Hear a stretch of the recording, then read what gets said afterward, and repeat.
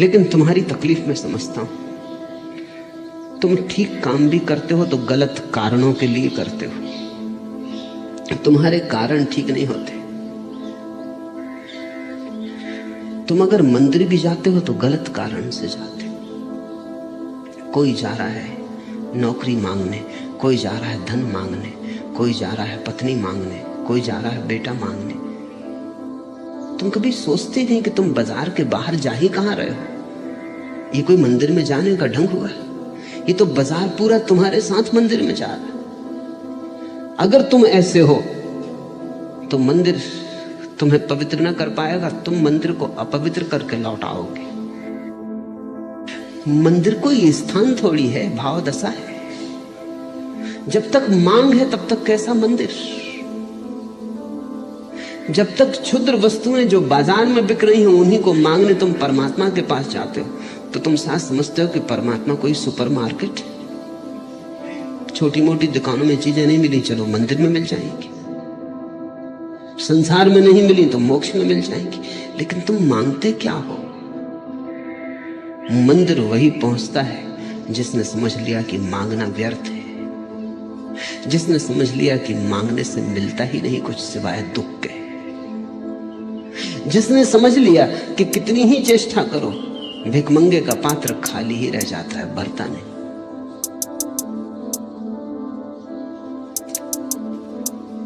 मंदिर वही पहुंचता है जो धन्यवाद देने जाता है, मांगने नहीं। जिस दिन तुम्हारे भीतर से अहिर्निश धन्यवाद उठने लगे, फूल खिले और तुम्हारे भीतर से धन्यवाद उठे, आकाश से बादल बरसे और तुम्हारे भीतर धन्यवाद उठे, एक बच्चा किलकारी मारे और तुम्हारे भीतर धन्यवाद उठे, तुम श्वास लो और तुम्हारा होना ही इतना शांति का हो कि धन्यवाद उठे। अहिर्निश उठता हुआ धन्यवाद ही भज गोविंदम है। भजने की थोड़ी जरूरत है, भज के थोड़ी कोई भज पाया है। अहिर्निश भाव की बात है। जितना दिया है परमात्मा ने वो तुम्हारी पात्रता से ज्यादा है। जिस दिन तुम ऐसा समझोगे उस दिन मांगने जाओगे कि धन्यवाद देने जाओगे? जो तुम्हें मिला है उसमें तुमने क्या अर्जित किया है?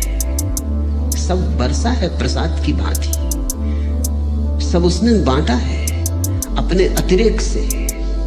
उसके पास है इसलिए दिया है, तुम्हारी पात्रता थी इसलिए नहीं। मुझसे लोग पूछते हैं कि परमात्मा ने संसार क्यों बनाया? उनको लगता है कि बनाने के पीछे जरूर कोई आकांक्षा होगी, क्योंकि हम तो कुछ नहीं बनाते बिना आकांक्षा के। साधारण आदमी छोटा सा घर भी बनाता है तो कारण से बनाता है। परमात्मा ने संसार क्यों बनाया? और ऐसा छोटे छोटे लोगों की बात हो ऐसा ही नहीं। जर्मनी का एक बहुत बड़ा संगीत वेजनर, किसी ने उससे पूछा कि तुमने इतना अनूठा संगीत पैदा किया क्यों?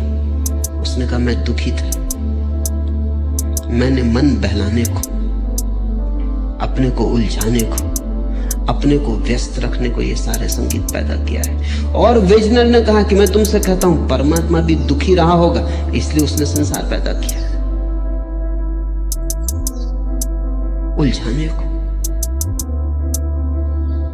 वेजनर आदमी के संबंध में जो कह रहा है वो सच।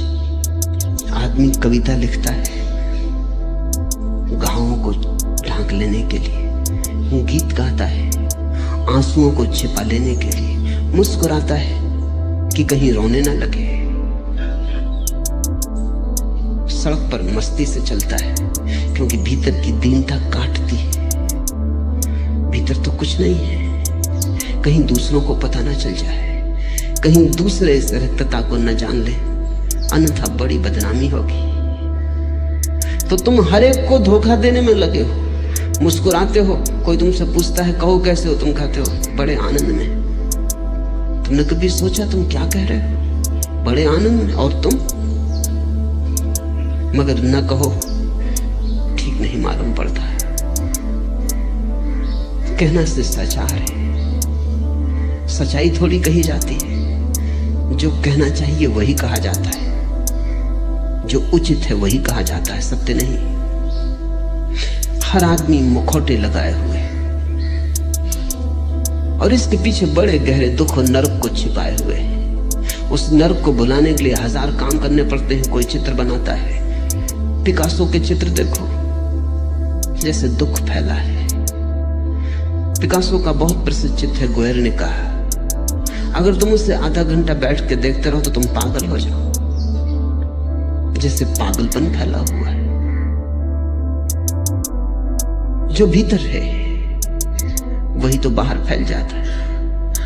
वेजेनर ठीक कहता है आदमी के संबंध में कि दुख है इसलिए आदमी सृजन करता है, लेकिन परमात्मा के संबंध में बात बिल्कुल गलत है। परमात्मा ने सृजन किसी कारण से नहीं किया है, इसलिए तो हम इस देश में इस सृजन को लीला कहते हैं। लीला का अर्थ है अकारण, लीला का अर्थ है बस खेल। लीला का अर्थ है कि ऊर्जा इतनी ज्यादा है कि करो भी क्या, आनंद इतना ज्यादा है कि न बांटो तो करोगे क्या। ओवरफ्लो है, पानी इतना भर गया है झील में कि बाहर बह रहा है, कोई कारण से नहीं, इतना ज्यादा है कि बांटना ही पड़ेगा। फूल सुगंध से भरा है तो खुल जाता है, गंध लुट जाती है। ऐसे ही परमात्मा लुटा है संसार में, ऐसे ही परमात्मा बहा है संसार में। इतना अतिरिक्त है उसके पास कि और कोई उपाय नहीं है। सृजन आनंद है, दुख नहीं। लेकिन तुम धन्यवाद देने तक में कंजूस हो। तुम में वो इतना बहा है, तुम्हें उसने ऐसे ऐसे अनूठे संभावनाओं के द्वार दिए, तुम्हें आंख दी है कि तुम रूप देख सको, तुम्हें कान दिए हैं कि तुम संगीत सुन सको, तुम्हें हाथ दिए हैं कि तुम जीवन का स्पर्श कर सको,